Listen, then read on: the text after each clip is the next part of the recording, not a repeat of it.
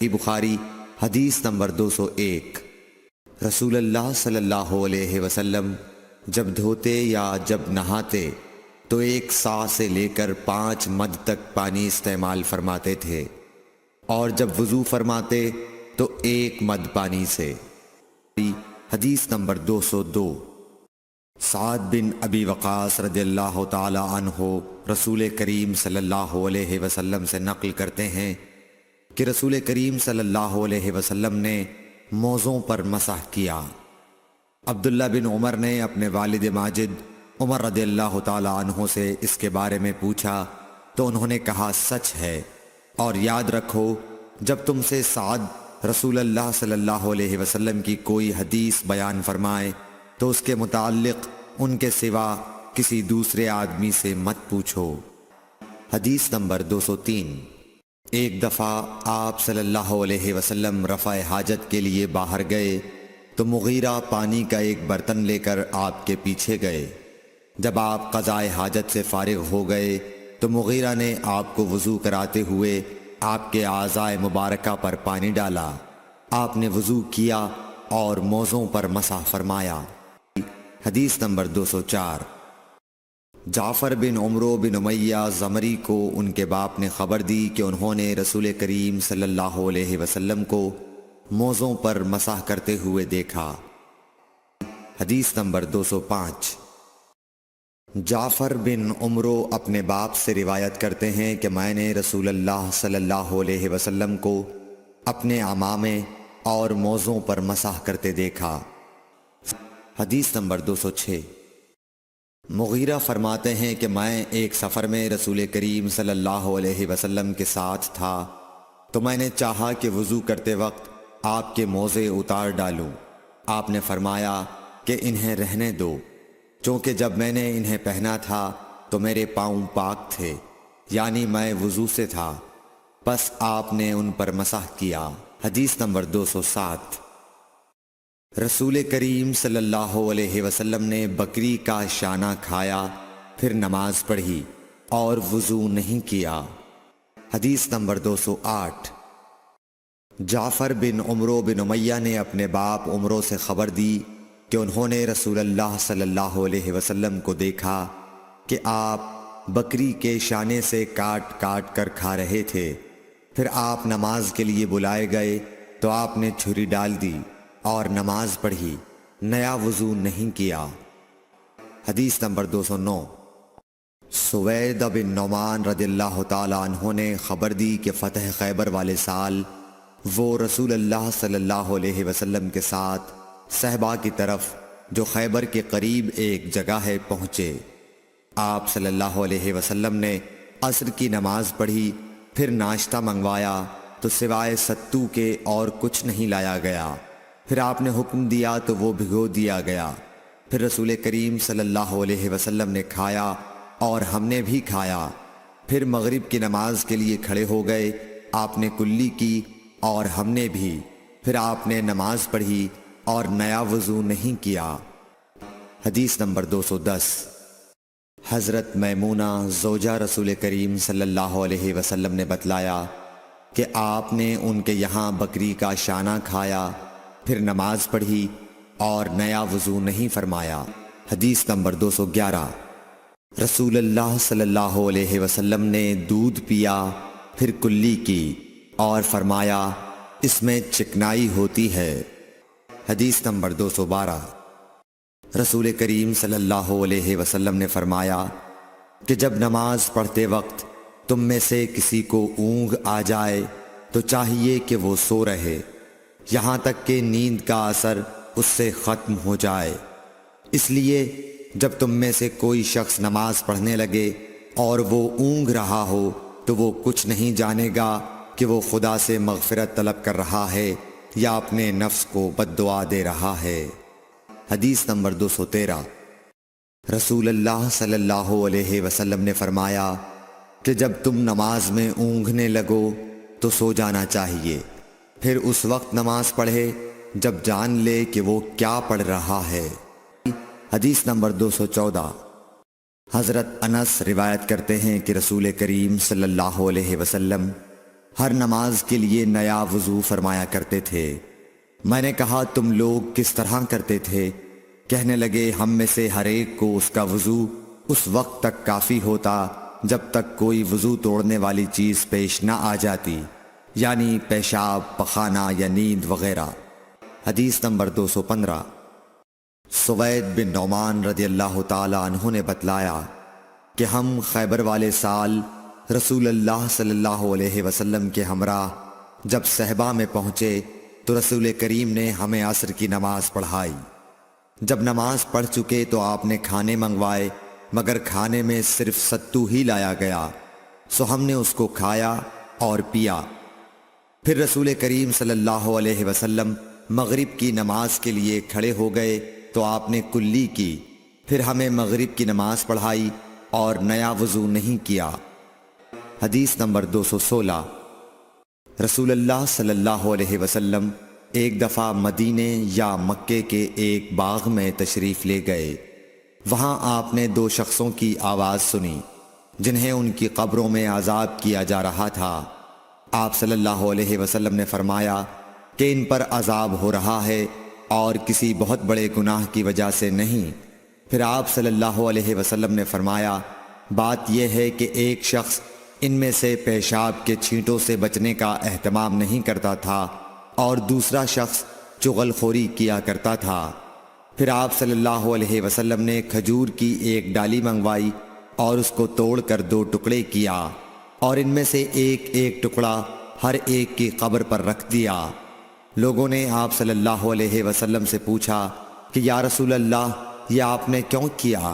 آپ نے فرمایا اس لیے کہ جب تک یہ ڈالیاں خشک نہ ہوں شاید اس وقت تک ان پر عذاب کم ہو جائے۔ حدیث نمبر 217۔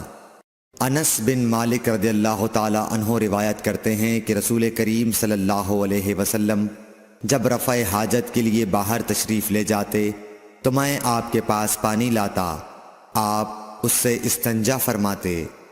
حدیث نمبر 218۔ ایک مرتبہ رسول اللہ صلی اللہ علیہ وسلم 2 قبروں پر گزرے تو آپ نے فرمایا کہ ان دونوں قبر والوں کو عذاب دیا جا رہا ہے اور کسی بڑے گناہ پر نہیں۔ ایک تو ان میں سے پیشاب سے احتیاط نہیں کرتا تھا اور دوسرا چغل خوری کیا کرتا تھا۔ پھر آپ صلی اللہ علیہ وسلم نے ایک ہری ٹہنی لے کر بیچ سے اس کے 2 ٹکڑے کیے اور ہر ایک قبر پر ایک ٹکڑا گاڑ دیا۔ لوگوں نے پوچھا کہ یا رسول اللہ آپ نے ایسا کیوں کیا؟ آپ نے فرمایا شاید جب تک یہ ٹہنیاں خشک نہ ہوں ان پر عذاب میں کچھ تخفیف رہے۔ حدیث نمبر 219۔ رسول کریم صلی اللہ علیہ وسلم نے ایک دیہاتی کو مسجد میں پیشاب کرتے ہوئے دیکھا تو لوگوں سے آپ نے فرمایا اسے چھوڑ دو۔ جب وہ فارغ ہو گیا تو پانی منگوا کر آپ نے اس جگہ بہا دیا۔ حدیث نمبر 220۔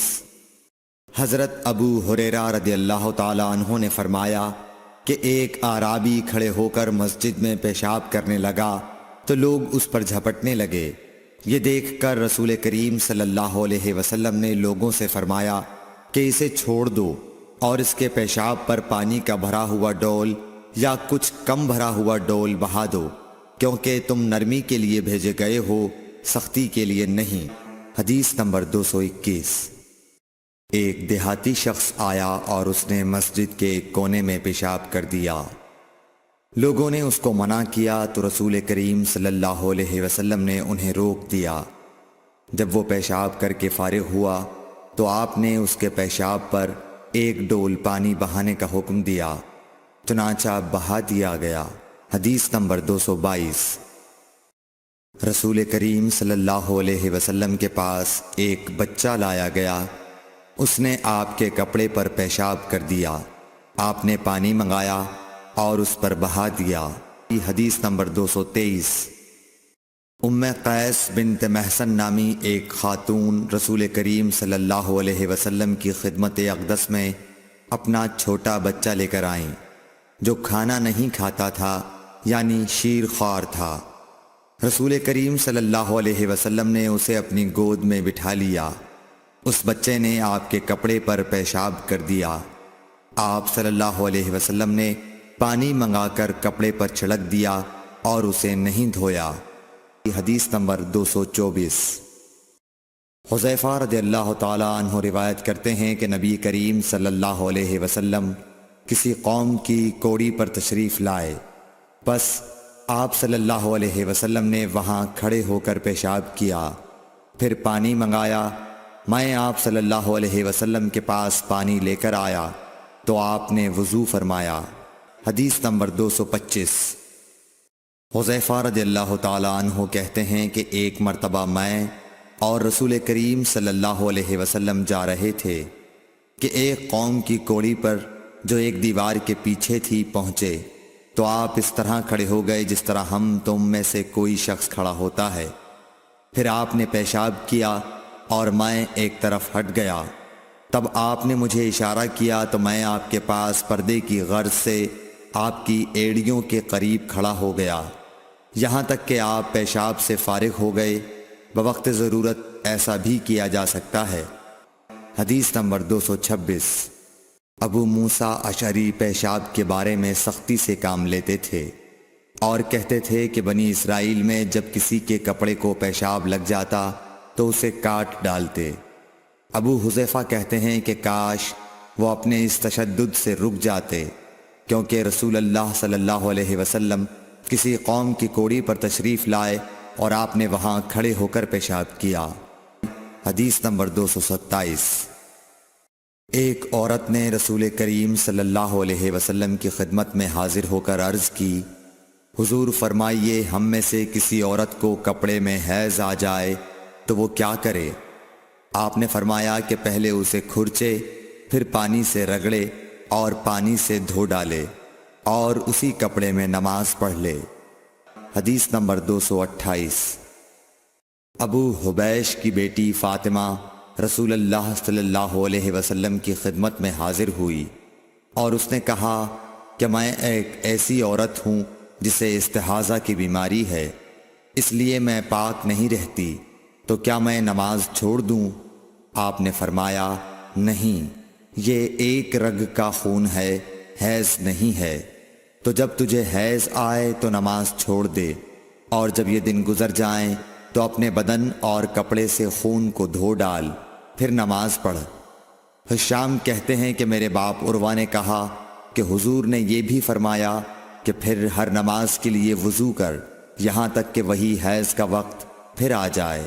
حدیث نمبر 229۔ حضرت عائشہ رضی اللہ تعالی عنہا فرماتی ہیں کہ میں رسول کریم صلی اللہ علیہ وسلم کے کپڑے سے جنابت کو دھوتی تھی، پھر اس کو پہن کر آپ نماز کے لیے تشریف لے جاتے اور پانی کے دھبے آپ کے کپڑے میں ہوتے تھے۔ حدیث نمبر 230۔ حضرت عائشہ رضی اللہ تعالی عنہا سے اس منی کے بارے میں پوچھا گیا جو کپڑے کو لگ جائے، تو انہوں نے فرمایا کہ میں منی کو رسول کریم صلی اللہ علیہ وسلم کے کپڑے سے دھو ڈالتی تھی، پھر آپ نماز کے لیے باہر تشریف لے جاتے اور دھونے کا نشان یعنی پانی کے دھبے آپ کے کپڑے میں باقی ہوتے۔ حدیث نمبر 231۔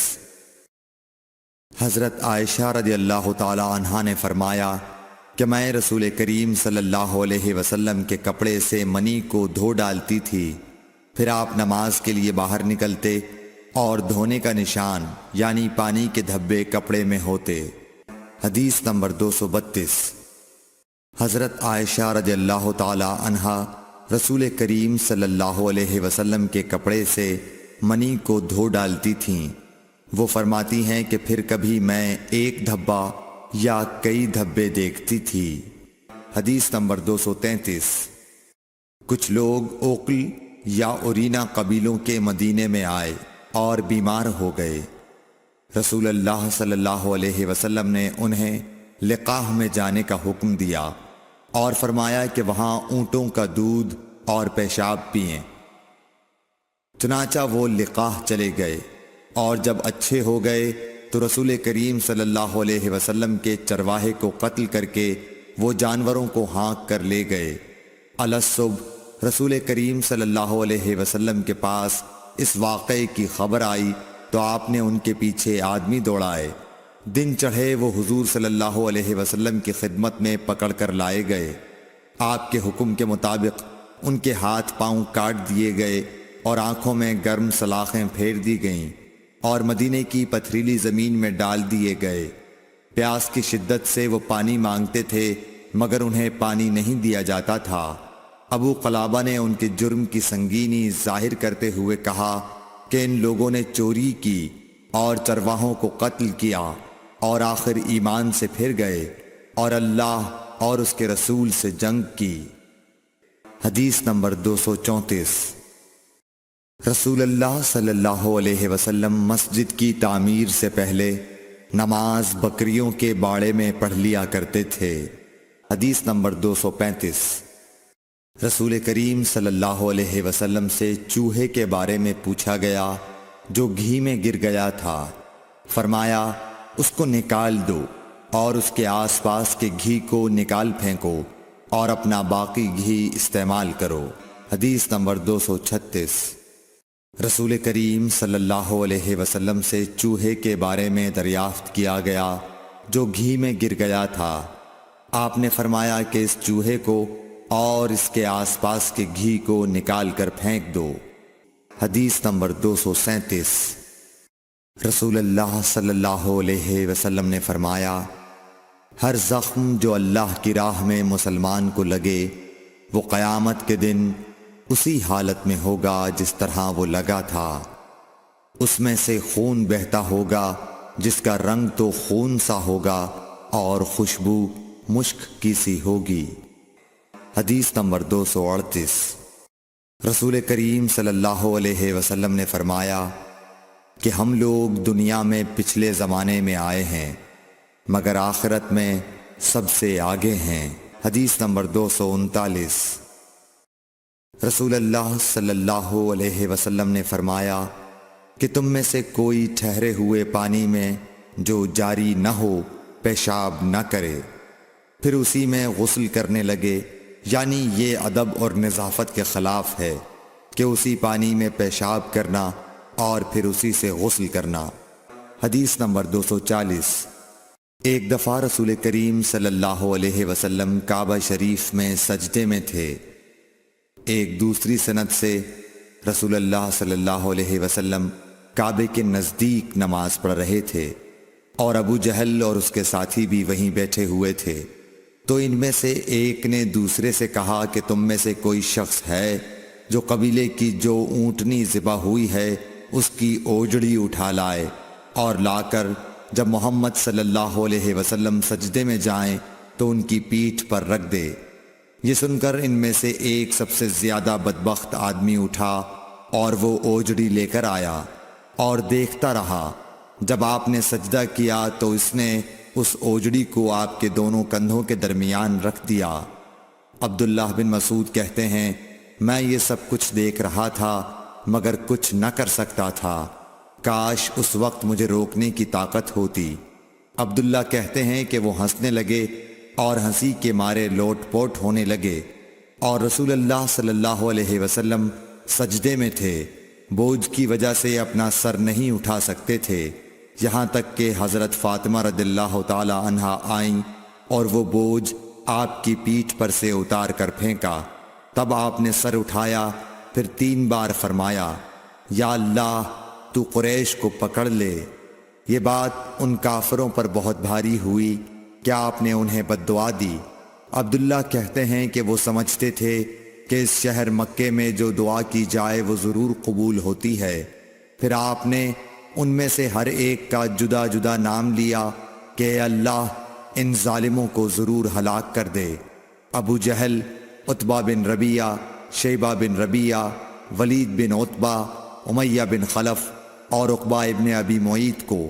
7ویں آدمی کا نام بھی لیا مگر مجھے یاد نہیں رہا۔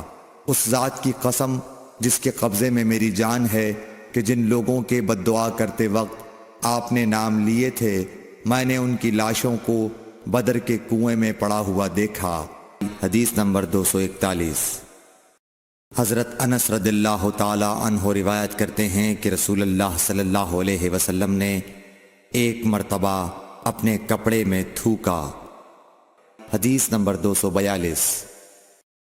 رسول کریم صلی اللہ علیہ وسلم نے فرمایا کہ پینے کی ہر وہ چیز جو نشہ لانے والی ہو حرام ہے۔ حدیث نمبر 243۔ سہل بن سعد ساعدی سے سنا کہ لوگوں نے ان سے پوچھا، اور میں اس وقت سہل کے اتنا قریب تھا کہ میرے اور ان کے درمیان کوئی دوسرا حائل نہ تھا، کہ رسول اللہ صلی اللہ علیہ وسلم کے احد کے زخم کا علاج کس دوا سے کیا گیا تھا۔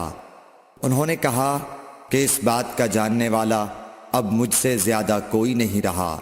علی رضی اللہ تعالی عنہ اپنی ڈھال میں پانی لاتے اور حضرت فاطمہ رضی اللہ تعالی عنہا آپ کے منہ سے خون دھوتیں، پھر ایک بوریا کا ٹکڑا جلایا گیا اور آپ کے زخم میں بھر دیا گیا۔ حدیث نمبر 244۔ ابو بردہ اپنے باپ سے نقل کرتے ہیں کہ میں ایک مرتبہ رسول کریم صلی اللہ علیہ وسلم کی خدمت میں حاضر ہوا تو میں نے آپ کو اپنے ہاتھ سے مسواک کرتے ہوئے پایا، اور آپ کے منہ سے او او کی آواز نکل رہی تھی، اور مسواک آپ صلی اللہ علیہ وسلم کے منہ میں تھی جس طرح آپ قے کر رہے ہوں۔ حدیث نمبر 245۔ رسول کریم صلی اللہ علیہ وسلم جب رات کو اٹھتے تو اپنے منہ کو مسواک سے صاف کرتے۔ حدیث نمبر 246۔ رسول کریم صلی اللہ علیہ وسلم نے فرمایا کہ میں نے دیکھا کہ خواب میں مسواک کر رہا ہوں تو میرے پاس دو آدمی آئے، ایک ان میں سے دوسرے سے بڑا تھا، تو میں نے چھوٹے کو مسواک دے دی، پھر مجھ سے کہا گیا کہ بڑے کو دو، تب میں نے ان میں سے بڑے کو دی۔ حدیث نمبر 247۔ رسول اللہ صلی اللہ علیہ وسلم نے فرمایا کہ جب تم اپنے بستر پر لیٹنے آؤ تو اس طرح وضو کرو جس طرح نماز کے لیے کرتے ہو، پھر داہنی کروٹ پر لیٹ کر یوں کہو، اے اللہ، میں نے اپنا چہرہ تیری طرف جھکا دیا، اپنا معاملہ تیرے ہی سپرد کر دیا، میں نے تیرے ثواب کی توقع اور تیرے عذاب کے ڈر سے تجھے ہی پشت پناہ بنا لیا، تیرے سوا کہیں پناہ اور نجات کی جگہ نہیں۔ اے اللہ، جو کتاب تو نے نازل کی میں اس پر ایمان لایا، جو نبی تو نے بھیجا میں اس پر ایمان لایا، تو اگر اس حالت میں اسی رات مر گیا تو فطرت پر مرے گا، اور اس دعا کو سب باتوں کے آخر میں پڑھ۔ حضرت برا کہتے ہیں کہ میں نے رسول اللہ صلی اللہ علیہ وسلم کے سامنے اس دعا کو دوبارہ پڑھا۔ جب آمنت بکتابک الذی انزلت پر پہنچا تو میں نے ورسولک کا لفظ کہہ دیا۔ آپ نے فرمایا نہیں، یوں کہو ونبیک الذی ارسلت۔ حدیث نمبر 248۔ نبی کریم صلی اللہ علیہ وسلم جب غسل فرماتے تو آپ پہلے اپنے دونوں ہاتھ دھوتے، پھر اسی طرح وضو کرتے جیسا نماز کے لیے آپ وضو کیا کرتے تھے، پھر پانی میں اپنی انگلیاں داخل فرماتے اور ان سے بالوں کی جڑوں کا خلال کرتے، پھر اپنے ہاتھوں سے 3 چلو سر پر ڈالتے، پھر تمام بدن پر پانی بہا لیتے۔ حدیث نمبر 249۔ حضرت میمونہ رضی اللہ تعالی عنہا نبی کریم صلی اللہ علیہ وسلم کی زوجہ مطہرہ نے بتلایا کہ نبی کریم صلی اللہ علیہ وسلم نے نماز کے وضو کی طرح ایک مرتبہ وضو کیا، البتہ پاؤں نہیں دھوئے، پھر اپنی شرمگاہ کو دھویا اور جہاں کہیں بھی نجاست لگ گئی تھی اس کو دھویا، پھر اپنے اوپر پانی بہا لیا، پھر پہلی جگہ سے ہٹ کر اپنے دونوں پاؤں کو دھویا۔ آپ کا غسل جنابت اسی طرح ہوا کرتا تھا۔ حدیث نمبر 250۔ حضرت عائشہ رضی اللہ تعالی عنہا نے بتلایا کہ میں اور نبی کریم صلی اللہ علیہ وسلم ایک ہی برتن میں غسل کیا کرتے تھے، اس برتن کو فرق کہا جاتا تھا۔ حدیث نمبر 251۔ ابو سلمہ اور حضرت عائشہ رضی اللہ تعالی عنہا کے بھائی حضرت عائشہ رضی اللہ تعالی عنہا کی خدمت میں گئے۔ ان کے بھائی نے نبی کریم صلی اللہ علیہ وسلم کے غسل کے بارے میں سوال کیا تو آپ نے سا جیسا ایک برتن منگوایا، پھر غسل کیا اور اپنے اوپر پانی بہایا۔ اس وقت ہمارے درمیان اور ان کے درمیان پردہ حائل تھا۔ حدیث نمبر 252۔ ابو جعفر محمد باقر نے بیان کیا کہ وہ اور ان کے والد جناب زین العابدین جابر بن عبداللہ کے پاس تھے اور کچھ اور لوگ بھی بیٹھے ہوئے تھے۔ ان لوگوں نے آپ سے غسل کے بارے میں پوچھا تو آپ نے فرمایا کہ 1 سا کافی ہے۔ اس پر ایک شخص بولا، یہ مجھے تو کافی نہ ہوگا۔ حضرت جابر رضی اللہ تعالیٰ عنہ نے فرمایا کہ یہ ان کے لیے کافی ہوتا تھا جن کے بال تم سے زیادہ تھے اور جو تم سے بہتر تھے، یعنی رسول اللہ صلی اللہ علیہ وسلم۔ پھر حضرت جابر رضی اللہ تعالیٰ عنہ نے صرف ایک کپڑا پہن کر ہمیں نماز پڑھائی۔ حدیث نمبر 253۔ نبی کریم صلی اللہ علیہ وسلم اور حضرت میمونہ رضی اللہ تعالیٰ عنہا ایک برتن میں غسل کر لیتے تھے۔ حدیث نمبر 254۔ رسول اللہ صلی اللہ علیہ وسلم نے فرمایا، میں تو اپنے سر پر 3 مرتبہ پانی بہاتا ہوں، اور آپ صلی اللہ علیہ وسلم نے اپنے دونوں ہاتھوں سے اشارہ کیا۔ حدیث نمبر 255۔ جابر بن عبداللہ رضی اللہ تعالی عنہ نے فرمایا کہ نبی اکرم صلی اللہ علیہ وسلم اپنے سر پر 3 مرتبہ پانی بہاتے تھے۔ حدیث نمبر 256۔ جابر بن عبداللہ نے بیان کیا کہ میرے پاس تمہارے چچا کے بیٹے، ان کے مراد حسن بن محمد ابن حنفیہ سے تھی، آئے۔ انہوں نے پوچھا کہ جنابت کے غسل کا کیا طریقہ ہے؟ میں نے کہا، نبی کریم صلی اللہ علیہ وسلم 3 چلو پانی لیتے اور ان کو اپنے سر پر بہاتے تھے، پھر اپنے تمام بدن پر پانی بہاتے تھے۔ حسن نے اس پر کہا کہ میں تو بہت بالوں والا آدمی ہوں۔ میں نے جواب دیا کہ نبی کریم صلی اللہ علیہ وسلم کے بال تم سے زیادہ تھے۔ حدیث نمبر 257۔ ام المومنین میمونہ رضی اللہ تعالی عنہا نے فرمایا کہ میں نے نبی کریم صلی اللہ علیہ وسلم کے لیے غسل کا پانی رکھا تو آپ نے اپنے ہاتھ 2 مرتبہ یا 3 مرتبہ دھوئے، پھر پانی اپنے بائیں ہاتھ میں لے کر اپنی شرمگاہ کو دھویا، پھر زمین پر ہاتھ رگڑا، اس کے بعد کلی کی اور ناک میں پانی ڈالا اور اپنے چہرے اور ہاتھوں کو دھویا، پھر اپنے سارے بدن پر پانی بہا لیا اور اپنی جگہ سے ہٹ کر دونوں پاؤں دھوئے۔ حدیث نمبر 258۔ نبی کریم صلی اللہ علیہ وسلم جب غسل جنابت کرنا چاہتے تو حلاب کی طرح ایک چیز منگاتے، پھر پانی کا چلو اپنے ہاتھ میں لیتے اور سر کے داہنے حصے سے غسل کی ابتدا کرتے، پھر بائیں حصے کا غسل کرتے، پھر اپنے دونوں ہاتھوں کو سر کے بیچ میں لگاتے تھے۔ حدیث نمبر 259۔ ام المومنین میمونہ رضی اللہ تعالی عنہا نے بیان فرمایا کہ میں نے نبی اکرم صلی اللہ علیہ وسلم کے لیے غسل کا پانی رکھا تو پہلے آپ نے پانی کو دائیں ہاتھ سے بائیں پر گرایا، اس طرح اپنے دونوں ہاتھوں کو دھویا، پھر اپنی شرمگاہ کو دھویا، پھر اپنے ہاتھ کو زمین پر رگڑ کر اسے مٹی سے ملا اور دھویا، پھر کلی کی اور ناک میں پانی ڈالا، پھر اپنے چہرے کو دھویا اور اپنے سر پر پانی بہایا، پھر ایک طرف ہو کر دونوں پاؤں دھوئے، پھر آپ کو رومال دیا گیا لیکن آپ نے اس سے پانی کو خشک نہیں کیا۔ حدیث نمبر 260۔ نبی کریم صلی اللہ علیہ وسلم نے غسل جنابت کیا تو پہلے اپنی شرمگاہ کو اپنے ہاتھ سے دھویا، پھر ہاتھ کو دیوار پر رگڑ کر دھویا، پھر نماز کی طرح وضو کیا، اور جب آپ اپنے غسل سے فارغ ہو گئے تو دونوں پاؤں دھوئے۔ حدیث نمبر 261۔ حضرت عائشہ رضی اللہ تعالی عنہا نے فرمایا کہ میں اور نبی کریم صلی اللہ علیہ وسلم ایک برتن میں اس طرح غسل کرتے تھے کہ ہمارے ہاتھ باری باری اس میں پڑتے تھے۔ حدیث نمبر 262۔ حضرت عائشہ رضی اللہ تعالی عنہا نے فرمایا کہ جب رسول اللہ صلی اللہ علیہ وسلم غسل جنابت فرماتے تو پہلے اپنا ہاتھ دھوتے۔ حدیث نمبر 263۔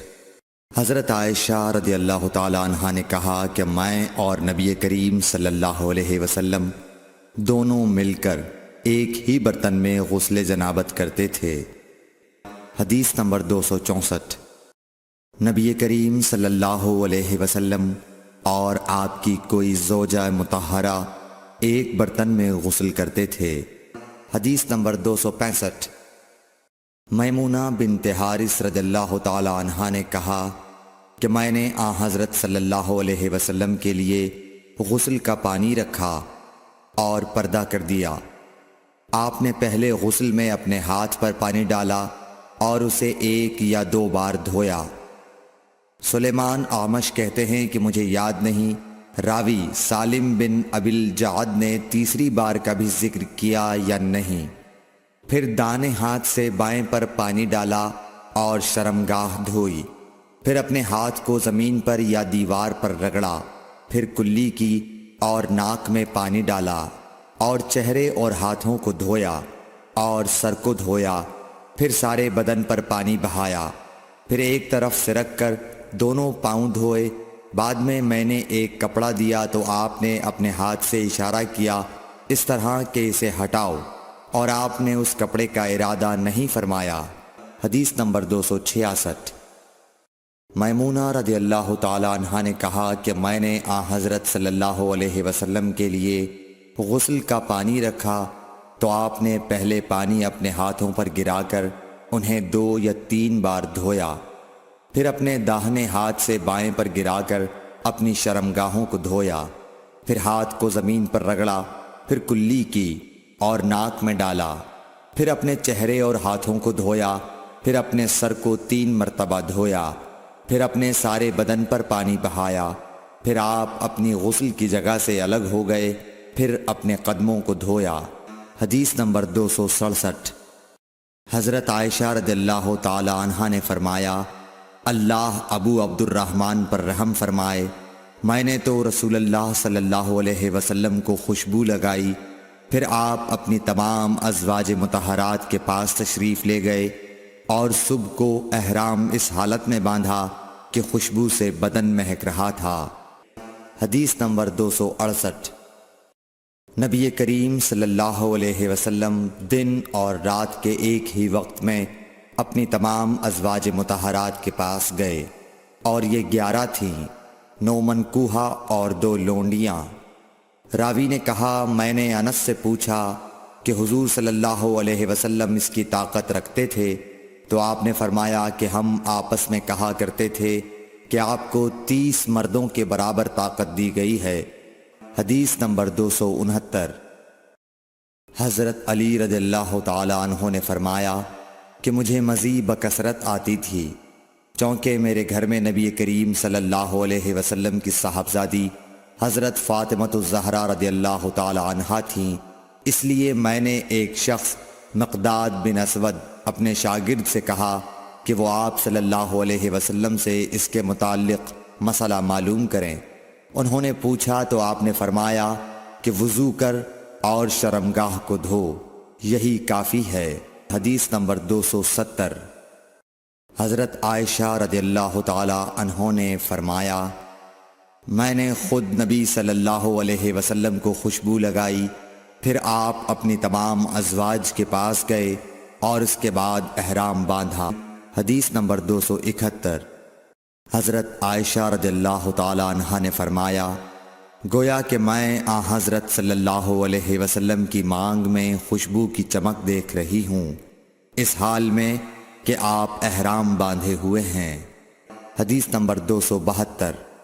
ام المومنین حضرت عائشہ صدیقہ رضی اللہ عنہا نے فرمایا کہ رسول کریم صلی اللہ علیہ وسلم جنابت کا غسل کرتے تو پہلے اپنے ہاتھوں کو دھوتے اور نماز کی طرح وضو کرتے، پھر اپنے ہاتھوں سے اپنے بالوں کا خلال کرتے، اور جب یقین کر لیتے کہ جسم تر ہو گیا ہے تو 3 مرتبہ اس پر پانی بہاتے، پھر تمام بدن کا غسل کرتے۔ حدیث نمبر 273۔ حضرت عائشہ رضی اللہ تعالی عنہا نے فرمایا کہ میں اور رسول کریم صلی اللہ علیہ وسلم ایک برتن میں غسل کرتے تھے، ہم دونوں اس سے چلو بھر بھر کر پانی لیتے تھے۔ حدیث نمبر 274۔ ام المومنین حضرت میمونہ رضی اللہ عنہا نے فرمایا کہ رسول اللہ صلی اللہ علیہ وسلم نے غسل جنابت کے لیے پانی رکھا۔ پھر آپ نے پہلے 2 یا 3 مرتبہ اپنے دائیں ہاتھ سے بائیں ہاتھ پر پانی ڈالا، پھر شرمگاہ دھوئی، پھر ہاتھ کو زمین پر یا دیوار پر 2 یا 3 بار رگڑا، پھر کلی کی اور ناک میں ڈالا اور اپنے چہرے اور بازوؤں کو دھویا، پھر سر پر پانی بہایا اور سارے بدن کا غسل کیا، پھر اپنی جگہ سے سرک کر پاؤں دھوئے۔ حضرت میمونہ رضی اللہ عنہا نے فرمایا کہ میں ایک کپڑا لائی تو آپ نے اسے نہیں لیا اور ہاتھوں ہی سے پانی جھاڑنے لگے۔ حدیث نمبر 275۔ حضرت ابو ہریرہ رضی اللہ تعالیٰ عنہ سے روایت ہے کہ نماز کی تکبیر ہوئی اور صفیں برابر ہو گئیں۔ لوگ کھڑے تھے کہ رسول کریم صلی اللہ علیہ وسلم اپنے حجرے سے ہماری طرف تشریف لائے۔ جب آپ مصلی پر کھڑے ہو چکے تو یاد آیا کہ آپ جنبی ہیں، پس آپ نے ہم سے فرمایا کہ اپنی جگہ کھڑے رہو، اور آپ واپس چلے گئے۔ پھر آپ نے غسل کیا اور واپس ہماری طرف تشریف لائے تو سر سے پانی کے قطرے ٹپک رہے تھے۔ آپ نے نماز کے لیے تکبیر کہی اور ہم نے آپ کے ساتھ نماز ادا کی۔ حدیث نمبر 276۔ حضرت میمونہ رضی اللہ عنہا نے فرمایا کہ میں نے نبی صلی اللہ علیہ وسلم کے لیے غسل کا پانی رکھا اور ایک کپڑے سے پردہ کر دیا۔ پہلے آپ نے اپنے دونوں ہاتھوں پر پانی ڈالا اور انہیں دھویا، پھر اپنے داہنے ہاتھ سے بائیں ہاتھ میں پانی لیا اور شرمگاہ دھوئی، پھر ہاتھ کو زمین پر مارا اور دھویا، پھر کلی کی اور ناک میں پانی ڈالا اور چہرے اور بازو دھوئے، پھر سر پر پانی بہایا اور سارے بدن کا غسل کیا۔ اس کے بعد آپ مقام غسل سے ایک طرف ہو گئے، پھر دونوں پاؤں دھوئے۔ اس کے بعد میں نے آپ کو ایک کپڑا دینا چاہا تو آپ نے اسے نہیں لیا اور آپ ہاتھوں سے پانی جھاڑنے لگے۔ حدیث نمبر 277۔ حضرت عائشہ رضی اللہ تعالی عنہا نے فرمایا کہ ہم ازواج مطہرات میں سے کسی کو اگر جنابت لاحق ہوتی تو وہ ہاتھوں میں پانی لے کر سر پر 3 مرتبہ ڈالتیں، پھر ہاتھ میں پانی لے کر سر کے داہنے حصے کا غسل کرتیں اور دوسرے ہاتھ سے بائیں حصے کا غسل کرتیں۔ حدیث نمبر 278۔ نبی کریم صلی اللہ علیہ وسلم نے فرمایا بنی اسرائیل ننگے ہو کر اس طرح نہاتے تھے کہ ایک شخص دوسرے کو دیکھتا، لیکن حضرت موسیٰ تنہا پردے سے غسل فرماتے۔ اس پر انہوں نے کہا کہ بخدا موسیٰ کو ہمارے ساتھ غسل کرنے میں صرف یہ چیز مانے ہے کہ آپ کے خصیے بڑھے ہوئے ہیں۔ ایک مرتبہ موسیٰ علیہ السلام غسل کرنے لگے اور آپ نے کپڑوں کو ایک پتھر پر رکھ دیا، اتنے میں پتھر کپڑوں کو لے بھاگا اور موسیٰ بھی اس کے پیچھے بڑی تیزی سے دوڑے۔ آپ کہتے جاتے تھے اے پتھر میرا کپڑا دے، اے پتھر میرا کپڑا دے۔ اس عرصے میں بنی اسرائیل نے موسیٰ علیہ السلام کو ننگا دیکھ لیا اور کہنے لگے کہ بخدا موسیٰ کو کوئی بیماری نہیں، اور موسیٰ علیہ السلام نے کپڑا لیا اور پتھر کو مارنے لگے۔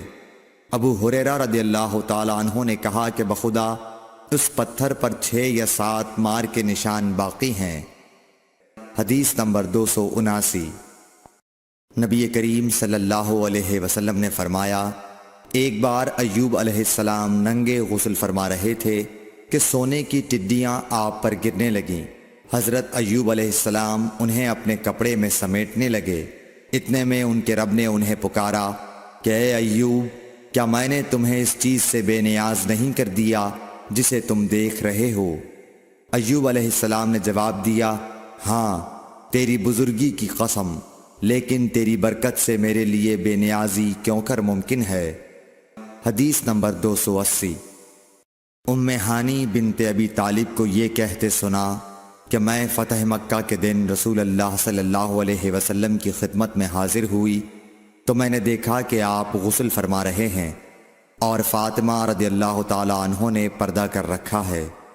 نبی اکرم صلی اللہ علیہ وسلم نے پوچھا یہ کون ہیں؟ میں نے عرض کیا کہ میں ام ہانی ہوں۔ حدیث نمبر 281۔ حضرت میمونہ رضی اللہ تعالی عنہا نے کہا جب نبی کریم صلی اللہ علیہ وسلم غسل جنابت فرما رہے تھے، میں نے آپ کا پردہ کیا تھا تو آپ نے پہلے اپنے ہاتھ دھوئے، پھر داہنے ہاتھ سے بائیں پر پانی بہایا اور شرمگاہ دھوئی، اور جو کچھ اس میں لگ گیا تھا اسے دھویا، پھر ہاتھ کو زمین یا دیوار پر رگڑ کر دھویا، پھر نماز کی طرح وضو کیا پاؤں کے علاوہ، پھر پانی اپنے سارے بدن پر بہایا اور اس جگہ سے ہٹ کر دونوں قدموں کو دھویا۔ حدیث نمبر 282۔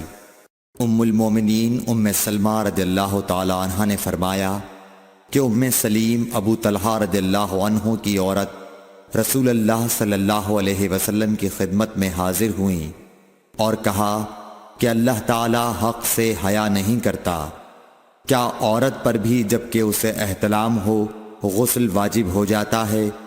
تو رسول اللہ صلی اللہ علیہ وسلم نے فرمایا، ہاں، اگر اپنی منی کا پانی دیکھے تو اسے بھی غسل کرنا ہوگا۔ حدیث نمبر 283۔ مدینے کے کسی راستے پر نبی کریم صلی اللہ علیہ وسلم سے ابو ہریرہ رضی اللہ تعالی عنہ کی ملاقات ہوئی۔ اس وقت ابو ہریرہ جنابت کی حالت میں تھے۔ ابو ہریرہ رضی اللہ تعالی عنہ نے کہا کہ میں پیچھے رہ کر لوٹ گیا اور غسل کر کے واپس آیا تو رسول اللہ صلی اللہ علیہ وسلم نے دریافت فرمایا کہ اے ابو ہریرہ کہاں چلے گئے تھے؟ انہوں نے جواب دیا کہ میں جنابت کی حالت میں تھا، اس لیے میں نے آپ کے ساتھ بغیر غسل کے بیٹھنا برا جانا۔ آپ صلی اللہ علیہ وسلم نے ارشاد فرمایا، سبحان اللہ، مومن ہرگز نجس نہیں ہو سکتا۔ حدیث نمبر 284۔ نبی صلی اللہ علیہ وسلم اپنی تمام ازواج کے پاس ایک ہی رات میں تشریف لے گئے۔ اس وقت آپ کے ازواج میں 9 بیویاں تھیں۔ حدیث نمبر 285۔ ابو ہریرہ رضی اللہ تعالی عنہ نے کہا کہ میری ملاقات رسول اللہ صلی اللہ علیہ وسلم سے ہوئی۔ اس وقت میں جنبی تھا، آپ نے میرا ہاتھ پکڑ لیا اور میں آپ کے ساتھ چلنے لگا۔ آخر آپ ایک جگہ بیٹھ گئے اور میں آہستہ سے اپنے گھر آیا اور غسل کر کے حاضر خدمت ہوا۔ آپ ابھی بیٹھے ہوئے تھے۔ آپ نے دریافت فرمایا، اے ابو ہریرہ کہاں چلے گئے تھے؟ میں نے واقعہ بیان کیا تو آپ صلی اللہ علیہ وسلم نے فرمایا، سبحان اللہ، مومن تو نجس نہیں ہوتا۔ حدیث نمبر 286۔ ہم سے ابو نعیم نے بیان کیا، کہا ہم سے حشام اور شیبان نے، وہ یحییٰ سے، وہ ابو سلمہ سے، کہا میں نے عائشہ رضی اللہ تعالی عنہا سے پوچھا کہ کیا نبی کریم صلی اللہ علیہ وسلم جنابت کی حالت میں گھر میں سوتے تھے؟ کہا ہاں، لیکن وضو کر لیتے تھے۔ حدیث نمبر 287۔ عمر بن خطاب رضی اللہ تعالی عنہ نے رسول اللہ صلی اللہ علیہ وسلم سے پوچھا کہ کیا ہم میں سے کوئی جنابت کی حالت میں سو سکتا ہے؟ فرمایا ہاں، وضو کر کے جنابت کی حالت میں بھی سو سکتے ہو۔ حدیث نمبر 288۔ حضرت عائشہ رضی اللہ تعالی عنہا نے فرمایا کہ نبی کریم صلی اللہ علیہ وسلم جب جنابت کی حالت میں ہوتے اور سونے کا ارادہ کرتے تو شرمگاہ کو دھو لیتے اور نماز کی طرح وضو کرتے۔ حدیث نمبر 289۔ حضرت عمر رضی اللہ تعالی عنہ نے نبی کریم صلی اللہ علیہ وسلم سے دریافت کیا کہ کیا ہم جنابت کی حالت میں سو سکتے ہیں؟ آپ نے فرمایا ہاں، لیکن وضو کر کے۔ حدیث نمبر 290۔ حضرت عمر رضی اللہ تعالی عنہ نے رسول اللہ صلی اللہ علیہ وسلم سے عرض کی کہ رات میں انہیں غسل کی ضرورت ہو جایا کرتی ہے۔ رسول اللہ صلی اللہ علیہ وسلم نے فرمایا کہ وضو کر لیا کر اور شرمگاہ کو دھو کر سو جا۔ حدیث نمبر 291۔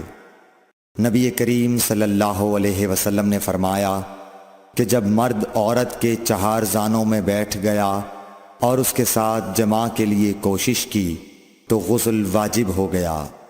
حدیث نمبر 292۔